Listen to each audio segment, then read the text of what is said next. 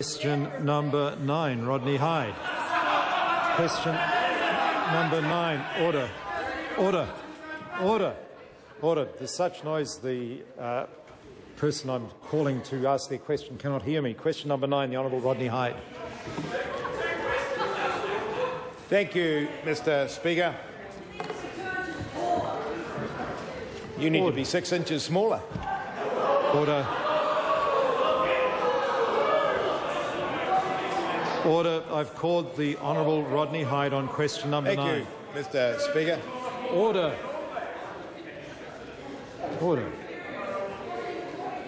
To the Minister for Climate Change Issues, how much lower would New Zealand's net CO2 equivalent emissions be in 2020 as a result of the emissions trading scheme as currently legislated, compared with the business-as-usual case represented by the green line in Figure 5 in his Ministry's document, New Zealand's 2020 emissions target? The Honourable Tim Groser. Well, on behalf of the Minister for Climate Change negotiations, and perhaps I should say on behalf of the previous Labour government, since it is their scheme to which you are referring, clearly there are a number of factors that need to be taken into account. There is the issue of the price, and of course the previous Labour government's scheme has no cap on the price, so it's an extreme market solution, let the price clear at whatever the economic and social cost may be. There are uncertainties around the extent to which it would stimulate planting, and uncertainties over the harvesting. But if it were, as the NZIR study indicates, $100 a tonne, it has been estimated this could reduce emissions by 15 million tonnes of CO2e. It could also possibly put forward a further 50,000 hectares of planting, which might add a further 10 million tonnes. And arguably, it may decrease the very rapid deforestation that occurred in the last few years of the previous Labour government.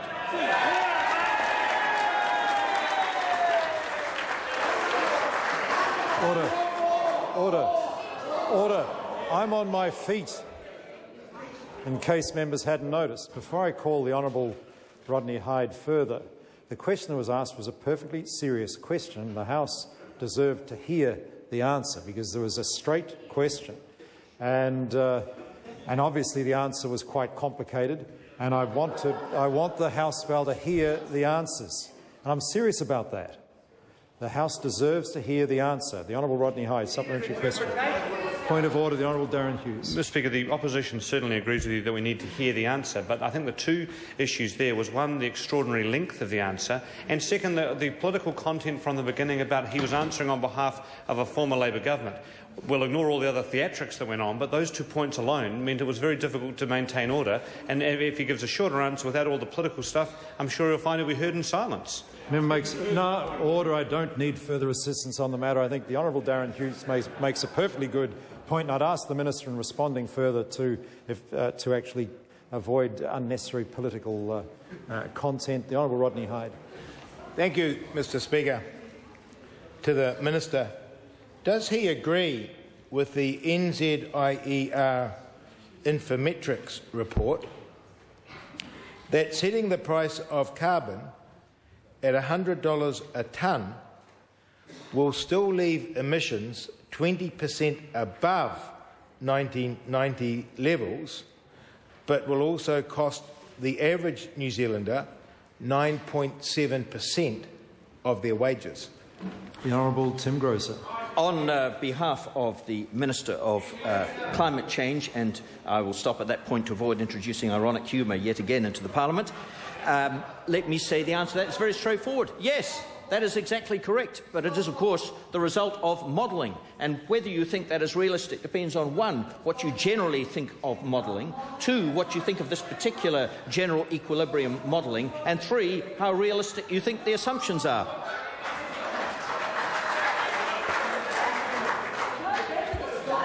Order.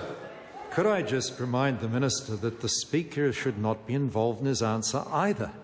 that every time he said what you think about this, what you think about that, he's actually referring to the Speaker. And it's not helpful to the order of the House either. The Honourable Rodney Hyde, supplementary question. Thank you, Mr. Speaker. My question to the Minister then is this.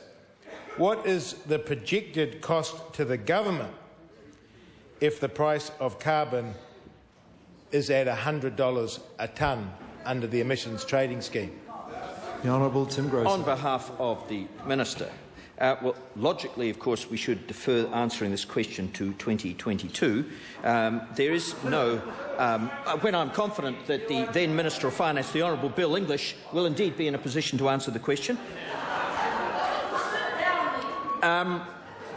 We don't have an estimate from the NZER study. It will be driven by a number of issues, including most obviously allocation issues, and I can assure the member that this government will take an economy-wide view of that key matter.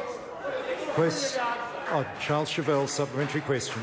Thank you, Mr. Speaker. Does the Minister stand by his answers in question time yesterday, including the one that said that he would be, quote, flabbergasted, end quote, if New Zealand faced trade barriers as a result of being seen not to be taking climate change seriously?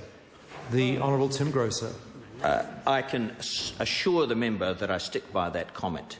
It is perfectly obvious that we will not face formal trade barriers because no country currently applies any form of carbon price to agriculture, which is the normal issue of concern.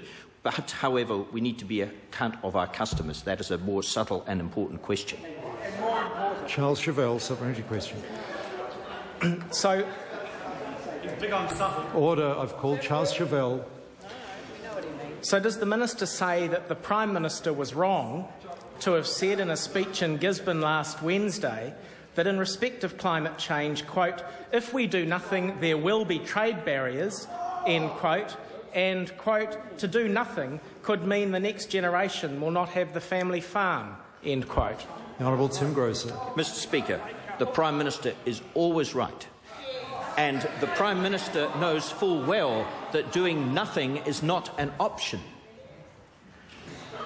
Point of order, Charles Chauvel. Mr. Speaker, I seek leave to table a report of the speech given by the Prime Minister at the Tatapuri Fishing Club in Gisborne on the 12th of August 2009. Is this a... the member says a report of the speech? It's a report from the Gisborne Herald of the remarks made by the Prime Minister to which I referred in my question. It seems to be a press statement. Leave us being sought to take... it's not a newspaper It's a report. page from a very well-respected newspaper, sir. Order. No, order. Order. Leave us sought to table the page. Order. The member will resume his seat while this point of order is being dealt with. Leave us sought to table a page from a newspaper. Is there any objection to that document being tabled? There is. Did I hear yes?